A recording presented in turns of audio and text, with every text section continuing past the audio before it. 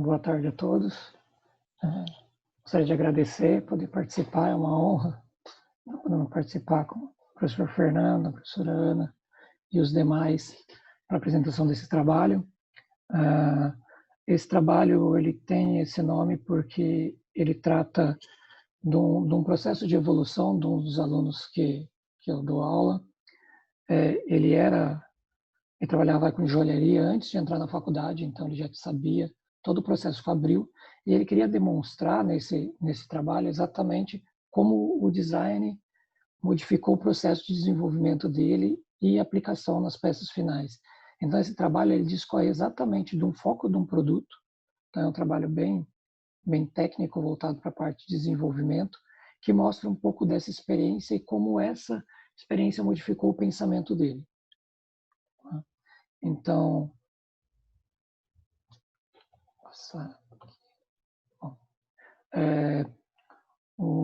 no começo do trabalho, a gente começa a discutir um pouco dessa relação de como o design se inspira na natureza para o desenvolvimento de diversas propostas, de diversas soluções para problemas. E pensando nessa linha da joalheria, o quanto que o nosso bioma aqui no Brasil possibilita de possibilidade, que permite esse desenvolvimento. Então, no trabalho específico foi feito a propósito de desenvolvimento de uma linha de produtos baseados nas plantas do bioma do Cerrado, relacionando aos aspectos da biônica dessa vegetação. Então, o Cerrado ele possui características botânicas, morfológicas e mecanismos fisiológicos próprios, muito trabalhado como a savana brasileira. Então, o objetivo geral desse estudo ele consiste no desenvolvimento dessa linha com base no método de desenvolvimento de design e a interligação dessa biônica junto com o processo fabril posterior. Então, foi feito primeiro uma revisão sobre os assuntos específicos, eu não vou ficar muito focando nessa parte, porque eu acho que é já de conhecimento da maioria. Então, se trabalhar um pouco do que é ourivesaria, desse trabalho manual, de como foi a sua trajetória, um pouco da sua evolução.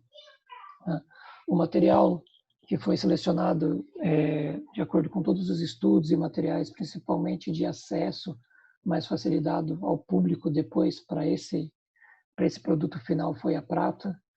Então, para isso também se fez uma revisão de como a prata vinha sendo trabalhada e como ela foi implantada no Brasil, para que ela se destinava aí as suas influências. Então, se obteve por a prata como metal precioso branco, brilhante, ele foi muito usado para esses ornamentos no Brasil, que vinha muito da influência barroca do rococó. Então, posterior a isso, toda essa pesquisa que foi desenvolvida se aplicou ao aspecto mais da biônica e da percepção de criação. Então, antes até de ter sido definido o Cerrado, o estudo ele foi voltado para como foi transformado em alguns aspectos históricos a natureza em produtos. Então, quanto essas formas, esses shapes, eles poderiam ser transformados em produtos e como a natureza pode ser interpretada de diversas formas. Então, acaba servindo de fonte de inspiração para a criatividade no design. Eu acredito que em grande parte dos produtos isso fica bem claro na a parte da biônica nos automóveis. Então, grande parte posterior aos anos 90, os automóveis teve muito essa busca de demonstração de animais e coisa. Até o mais forte disso foi o Viper, no caso, que ele tinha exatamente o formato da cabeça de uma nage e assim por diante. Então, esses processos ficaram cada vez mais pautados, mais utilizados e demonstrados no produto. O que antes ele ficava um pouco mais subliminar, ele acaba por ser mais expressivo. Tá? Então, a natureza, além de bela e perfeita, ela acaba mostrando soluções para as formas que se precisa no design.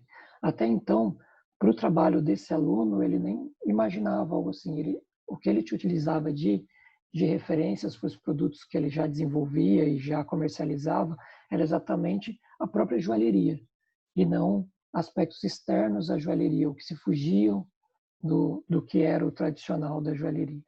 Tá?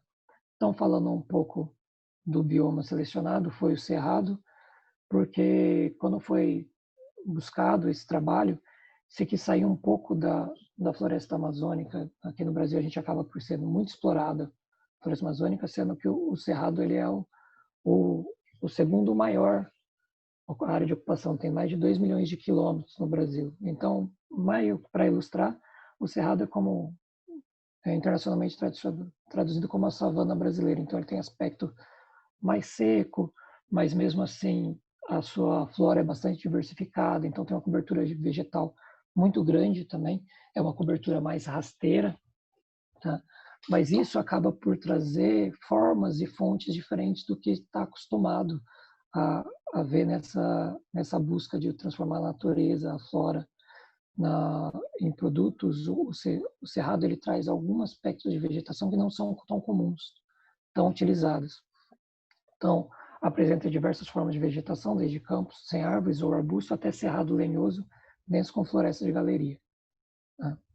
Então, depois de todo esse aspecto trabalhado, definido, tudo que se poderia utilizar, a gente foi selecionar uma metodologia para ser trabalhada que fosse seguido passo a passo para exatamente esse processo ele ser bem linear na fase de desenvolvimento.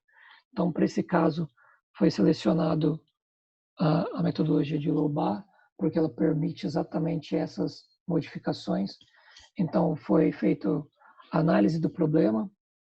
Então, todas as etapas foram feitas, registradas e buscada sempre essa questão de qual é a necessidade do material, como que o produto vai ser depois comercializado, quem é esse cliente, como que essa visão do produto e essa experiência que o usuário vai ter, que depois eu vou trabalhar no final da venda, que foi também tratada todo durante a metodologia.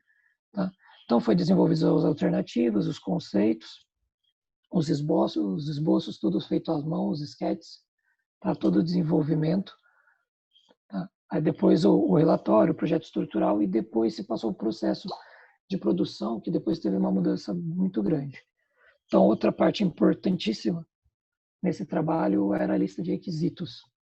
Então, todos os aspectos que fossem necessários para ter um produto que se pudesse ser considerado como um desenvolvimento de design baseado numa metodologia e que isso mostrasse para o consumidor que aquele produto tinha uma história, que teve um desenvolvimento atrás e não simplesmente aquele produto estava ali na prateleira sem nenhuma história, tanto do processo de desenvolvimento de quem está fabricando, como do estudo do design. Tá? Então, para a linha, para a coleção que foi desenvolvida, foi definido essa espécie, tá? Que o nome científico é a Rabidia brachypoda. Então, é essa imagem que tem dessa flor. Ali foi feito, na lateral direita, já foi feita uma parametrização da forma. Né? Primeiro no sketch, na possibilidade de simplificação e como que depois essa parametrização poderia ser traduzida na fabricação da joia em si. Aqui nós temos uns desenhos mais já das propostas finais. O que ocorreu nesse desenvolvimento, toda proposta que fosse desenvolvida, ela vinha para um crivo criterioso da possibilidade da fabricação. Tá? E da fabricação, no caso, manual, tá? Na confecção manual. Então, depois, o início da ideia era fabricar moldes e depois ser feita fabricação em série e, na verdade, depois se optou pela fabricação manual, pela uma questão do controle fabril do design. Então, foi feita uma ilustração digital para se chegar mais próximo do que ficaria final o produto. E aqui o processo de produção.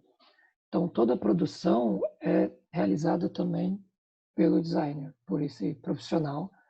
Então, ele faz toda a parte manualmente na prata. Então, ele vai desde a fundição de laminagem, a preparação do metal, o molde, a serragem manual, as matrizes de macho e fêmea para estamparia de formas de obtenção de objetos, que está esse processo exatamente todo ilustrado de forma de imagem.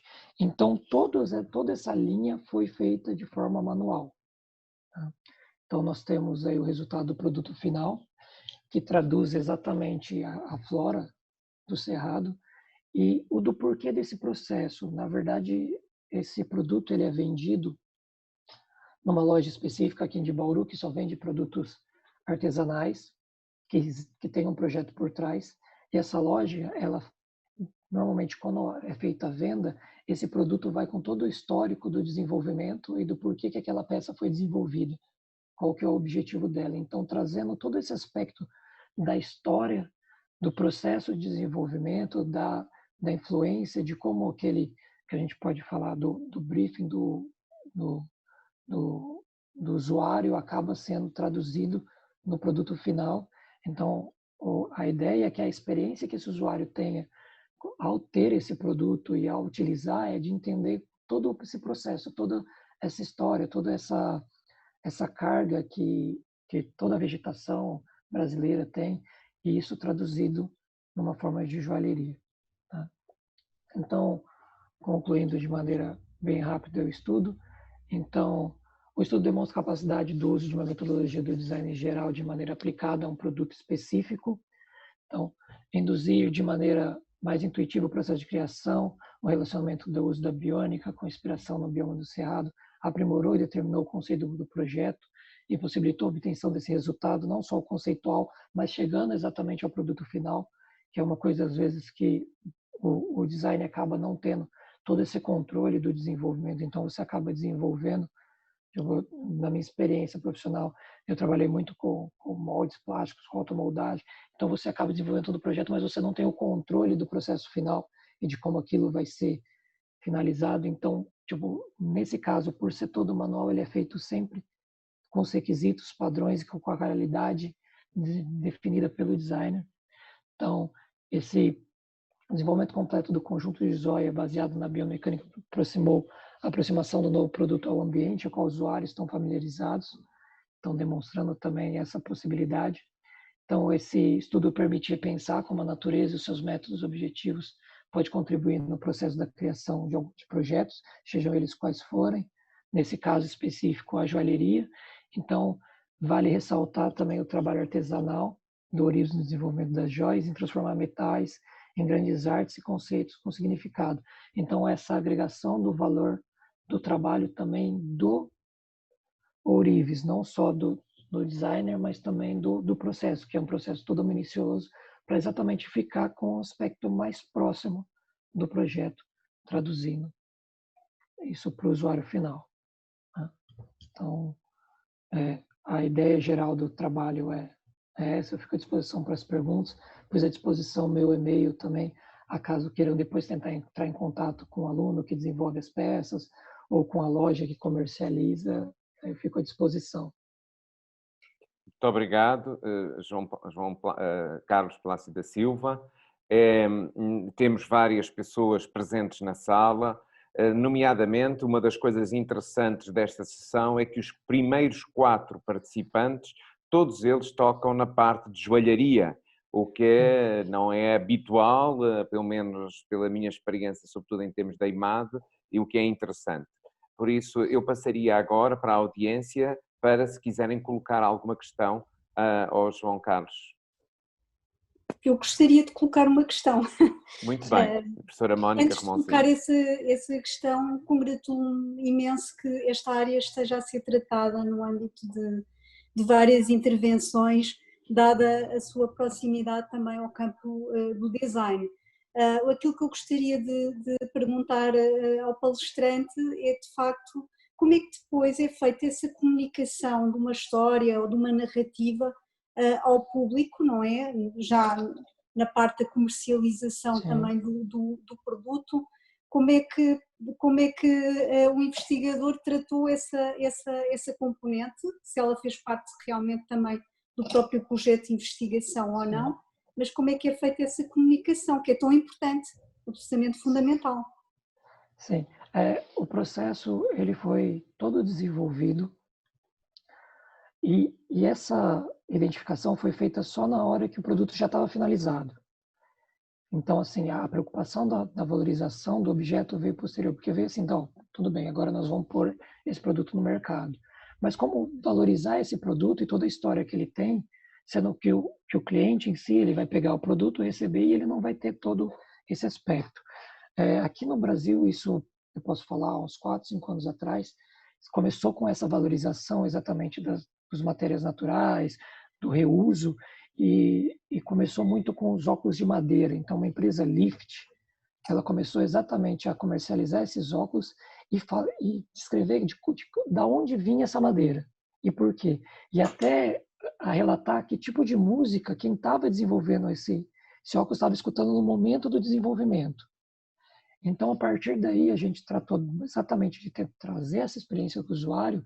Então, ele vai sempre com uma target, com um tag, onde vem toda essa história, como se fosse uma etiqueta do produto, que aí vem essa história, claro, de maneira resumida e bem objetiva, para que a pessoa pudesse ter o acesso a isso. Então, junto com a embalagem do produto, vai um target onde conta essa história.